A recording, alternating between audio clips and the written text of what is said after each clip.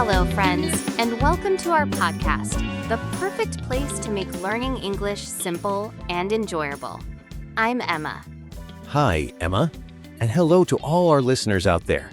I'm James, and I'm really excited to practice English with you today. James, I have a question. Have you ever met someone at work who just seems different? Different how, Emma? You know, they stay calm when everyone is panicking. They make decisions quickly. Everyone likes talking to them. They learn new things so fast. I know exactly what you mean. I've worked with a few people like that. One of them was my first manager, actually. Really? What was he like? He was amazing. No matter what happened, he never lost his cool. Everyone respected him. I always wondered, how does he do that? So, what makes them so strong? Is it talent? No, Emma, it's not talent, it's habits. They have certain habits that make them strong. And the good news is, I learned those habits from watching him. Habits? Like what? Let me think. In my 15 years of working, I've seen 5 signs of a really strong person at work. 5? Tell me. I want to be like that. The good news is that anyone can learn these habits. You don't have to be born with them. So let's talk about this today. 5 signs of a strong person at work and how to become one. I love this topic. Let's do it. Before we start, if you're enjoying this conversation, please hit that like button and subscribe to our channel. Yes, it really helps us keep making these episodes. And share this with a friend who's learning English. Okay, James, what's the first sign? The first sign is being able to talk to anyone. I mean, anyone. Anyone? Like who? The boss, your coworkers, your clients, even the security guard. Strong people can talk to everyone. I remember watching my manager talk to the cleaning staff the same way he talked to the CEO. Really? No difference at all? No difference. He was friendly and respectful to everyone. That's the sign of a strong person. What's the wrong way? What do most people do? The wrong way is only talking to people who are like you. Your same level, your same age, your same interests. I used to do that. I only talked to people on my team. I think I do that sometimes too. I feel shy talking to the boss or people from other departments. That's normal, Emma. But strong people are different. What's the secret? Tell me. They think about the other person. They ask themselves, what does this person care about? They put themselves in the other person's shoes. So they think about what the other person wants to talk about. Exactly. With the boss, you talk about strategy and company goals. With coworkers, you talk about work experience and projects. With the security guard, you talk about the weather or their day. So you change your topic based on who you're talking to. That makes sense? Yes, and here's another thing. Strong people listen more than they talk. They put all their attention on the other person. They don't look at their phone. They don't look around the room. Oh, that's hard. My mind wanders sometimes. What if I get bored? Then you ask a question. People love talking about themselves. Ask, how did you learn that? Or, what do you enjoy about your work? That keeps the conversation going. So let me make sure I understand. The wrong way is only talking to people like you. The right way is thinking about the other person, listening well, and finding common ground. You got it. Also, Keep a positive attitude. Smile. People like being around positive people. I've noticed that the strongest people in any office are usually the ones who smile the most. Sentence pattern? Instead of thinking, I don't know what to say, tell yourself, everyone has something interesting to share. I just need to listen. Okay, what's the second sign? Being decisive. Making decisions quickly and confidently. What's the wrong way? What do most people do? The wrong way is waiting too long. Being afraid to decide. Some people wait for the perfect moment, but that moment never comes. I had a coworker who would spend weeks on small decisions. Really? Weeks? Yes, he would ask 10 people for their opinion. He would make lists and charts. By the time he decided, the opportunity was gone. I've done something similar. I once waited 3 days just to reply to a simple email. 3 days? Emma, that's too long. A simple email should take 5 minutes. I know, I was scared to give the wrong answer. What if I said something stupid? That's the problem. The wrong way is being afraid of wrong decisions. The truth is, not deciding is worse than making a wrong decision. Really? Why is that? Because when you don't decide, nothing moves forward. The team waits, the project stops, your boss gets frustrated. That's much worse than a wrong decision that you can fix. So, what's the right way? Set a time limit. For small things, decide in 5 minutes. For big things, give yourself 1 day, not 1 week. That sounds scary. What if I make the wrong choice? Then you learn from it. That's how you grow. Also, learn to take responsibility. If you make a wrong decision, say, I made a mistake. Here's how I'll fix it. So, own your decisions, good or bad. Don't blame others. Yes. Strong people don't run from mistakes. They learn from them. I made a bad decision once that cost my team 2 days of work. I felt terrible, but I told my boss what happened, and we fixed it together. And your boss wasn't angry? He was a little frustrated, but he respected that I told him the truth and had a plan to fix it. That's better than hiding the problem. So let me make sure I understand. The wrong way is being afraid to decide and waiting too long. The right way is setting a time limit, making a choice, and owning the result. Perfect. And remember, a wrong decision can be fixed. A late decision sometimes cannot. Sentence pattern? Instead of saying, I don't know what to do, say, I'll decide in 5 minutes. Let me think it through. What's the third sign? Not being controlled by emotions. Staying calm when things get hard or stressful. That's really hard for me. When I'm stressed, I get angry or scared. Sometimes I cry when I'm too frustrated. That's normal, Emma. Everyone feels emotions. But strong people don't let emotions control their actions. What's the wrong way? The wrong way is reacting immediately. Someone says something mean and you shout back. Something goes wrong and you cry or slam your desk. I've done all of these things when I was younger. Really? You too? Oh, yes. I once got so angry at a meeting that I walked out. Everyone was shocked. I felt so embarrassed after. That was the wrong way. So, what's the right way? Take a pause.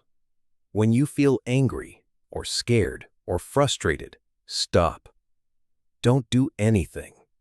Take 3 deep breaths. Give yourself 2 minutes of cool down time. Just 2 minutes? That seems too simple. It is simple, but it works. In those 2 minutes, don't say anything. Don't send that email. Just breathe. Your heart rate will slow down. Your mind will clear. Then what? Then ask yourself, what's the best thing to do right now? Not what do I feel like doing, but what's the best thing for the situation? That's a good question to ask. Also, try to see things from the outside. Imagine you're watching yourself from across the room. What would you tell yourself to do? Would you tell yourself to shout? Or would you tell yourself to stay calm? Like I'm giving advice to a friend. Yes. That helps you be more objective. You see the situation more clearly. I use this trick all the time now. So, let me make sure I understand.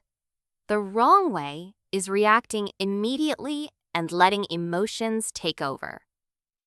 The right way is taking a pause, breathing, and looking at things from the outside. You got it. Strong people feel anger and fear too. They just don't let those feelings control what they do. Sentence pattern? Instead of reacting with, "I'm so angry right now," pause and say, "Let me take a moment to think about this." What's the fourth sign? Growing super fast, learning new skills quickly, getting better every month. I've seen people like that. They join the company and 6 months later, they're already a team leader. How do they do that? I had a coworker like that. When she started, she knew almost nothing about our industry. 1 year later, she knew more than people who had been there for 5 years. What was her secret? She never stopped learning. Let me explain. What's the wrong way? The wrong way is waiting for someone to teach you, just doing your job and nothing more. Yes. Many people think if the company wants me to learn, they will send me to a class. But that's not how it works. The company is busy. They won't come to you. So what's the right way? Take action yourself. Don't wait for opportunities. Go find them. My coworker did this. She saw a new tool that could help our team. She learned it on the weekend. On the weekend? Yes. She spent her own time learning. That's what strong people do. They don't wait to be chosen. They choose themselves. But what if I fail? What if I try to learn something and I'm bad at it? Then you learn from failing. That's still growth. The worst thing is doing nothing.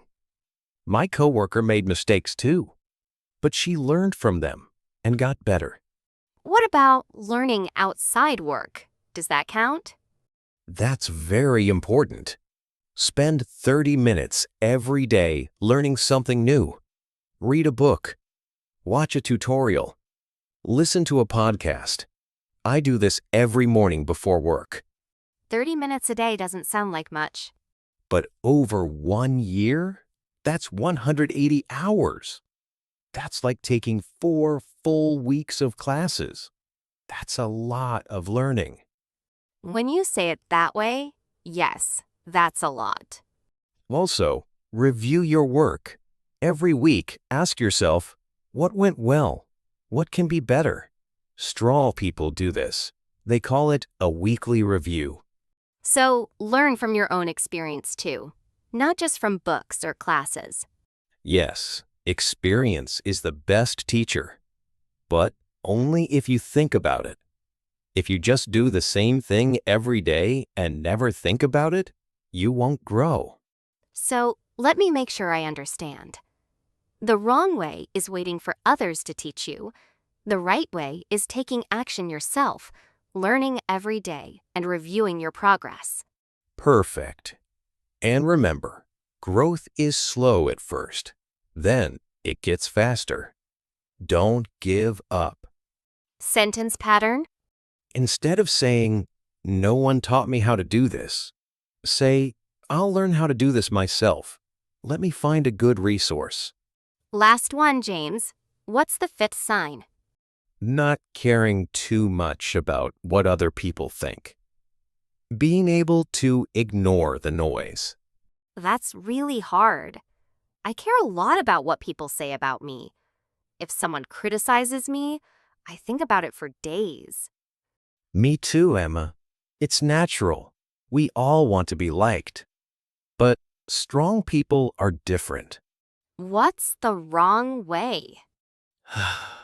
The wrong way is changing yourself based on every comment. Someone says, "You talk too much," so you stop talking. Someone says, "You're too quiet," so you start talking too much. You become a different person every week. I've done that. I remember once someone said I was too loud. So for the next month, I barely spoke. Then someone said I was too quiet. I didn't know what to do. That's exactly the problem. You can't please everyone. Everyone has a different opinion. If you try to please everyone, you lose yourself. So what's the right way? First, know yourself. What are your strengths? What are your weaknesses? What do you want in your career? What are your values? When you know yourself well, other people's opinions don't shake you as much. How do I get to know myself better? That sounds like a big task. Start small. Write down your thoughts every week. Ask yourself, what did I do well this week? What do I want to improve? Also, ask people you trust for feedback, not everyone. Just people who want to help you grow. So listen to feedback, but don't let every comment control me. Yes. Strong people filter opinions. They ask two questions. Is this true? And is this helpful? If yes, they learn from it. If no, they let it go. They don't get angry. They just ignore it. So they don't ignore all opinions. They just don't let bad ones hurt them. Exactly. And here's the most important thing. Know what you want. Have a clear goal. Write it down. In 1 year, I want to be a team leader. Or I want to learn data analysis. When you know where you're going, other people's opinions are just noise. That's a good way to think about it. If I know my goal, I can ask myself, does this opinion help me reach my goal? Yes. If it helps, use it. If it doesn't, ignore it. That's how strong people think. So let me make sure I understand. The wrong way is changing yourself for every person. The right way is knowing yourself, filtering feedback, and staying true to your own goals. You got it. And remember, you can't control what others say, but you can control how you react. Sentence pattern. Instead of saying, "What will people think?" say, "Is this right for me? Does this help me reach my goal?" Well, James, I think we've covered a lot today. We have. Let's look back at what we talked about. You shared 5 signs of a strong person at work. Let me see if I can remember them all. Go ahead, Emma. Number 1. Can talk to anyone. Put yourself in their shoes. Listen well and find common ground. Good. Number 2. Number 2. Decisive. Set the time limit. Make a choice. And own the result, good or bad. Very good. Number 3. Number 3. Not controlled by emotions. Take a pause, breathe for 2 minutes, and see things from the outside. Yes. Number 4. Number 4, grows super fast. Take action yourself. Learn 30 minutes every day and review your progress weekly. Almost there. Number 5. Number 5, doesn't care too much about what others think. Know yourself. Filter feedback. Ask, is this true and helpful? And stay true to your goals. Perfect, Emma. You remembered all 5. These are great, James. I want to work on all of them. Start with 1, Emma. Just pick one sign and practice it for a month. Then pick another. Small changes, big results. James, thank you. This was really helpful. You're welcome, Emma. I hope our listeners feel the same way. I think the most important thing I learned today is that strong people aren't born that way. They build these habits over time, one small step at a time. That's right. Anyone can become stronger. The only question is, will you start today? Well, James, maybe it's time to say goodbye to our listeners. I think so too, Emma. Time flies when you're having fun. Before you go, don't forget to subscribe and hit that like button. Leave a comment below. Tell us, which of these 5 signs do you want to work on first? Thanks for listening, everyone. We'll see you in the next episode. See you next time. Bye-bye. Bye-bye.